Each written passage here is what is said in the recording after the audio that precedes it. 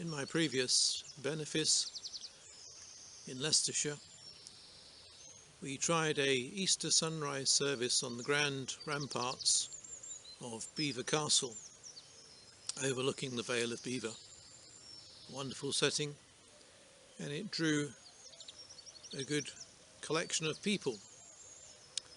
When I came to this benefice in Norfolk, there was nowhere in the benefice quite like a castle, and I couldn't think of an obvious place to have a sunrise service where you have a big view of the sky and the potential for a nice sunrise. But then something happens that gave me an idea.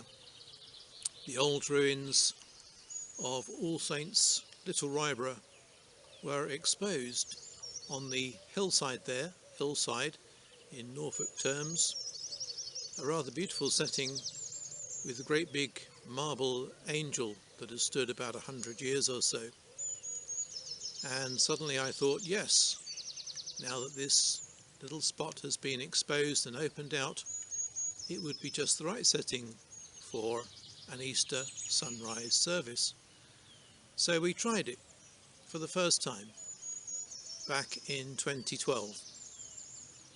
It was scheduled for sunrise. It was about 6 AM in the morning, expecting people to get up pretty early to come out to that, and I wasn't sure whether it would be a success, whether it would attract many people at all, whether it would be worth doing, or perhaps just a one-off and leave it there. The day before, my teenage daughter was considering coming along, and she said to me, "Dad, how many people do you think are going to come to this?" And I immediately said the first number that came into my mind, 47. And she said to me, "Why 47? And I said, "Well, you asked me a question, I've given you an answer." It was just the number that went through my mind when the question was put to me. And I did think to myself logically, actually that's a bit of a tall order, expecting 47 people to come to a sunrise service so early on Easter Day.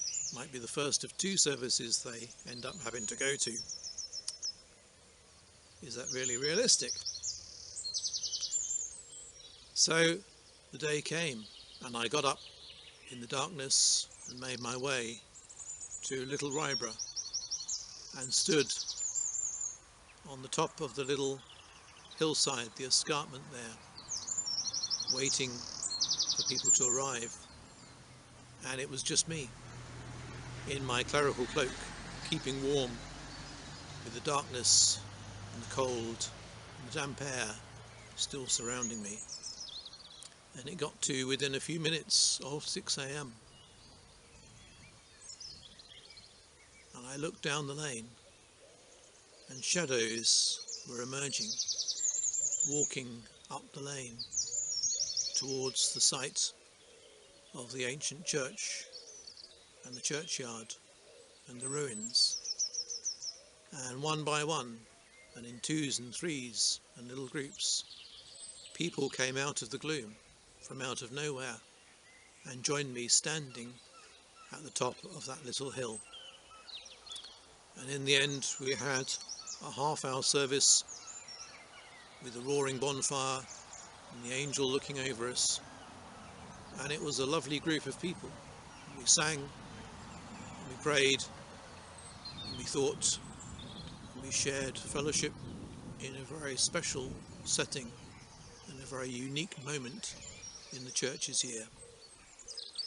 And at the end of the half-hour service, I felt well pleased and well chuffed that a good group had assembled.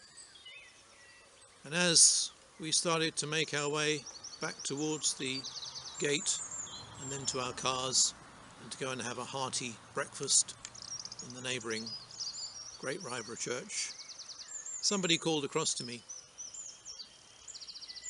"Robin, I did a quick head count and I made it 47.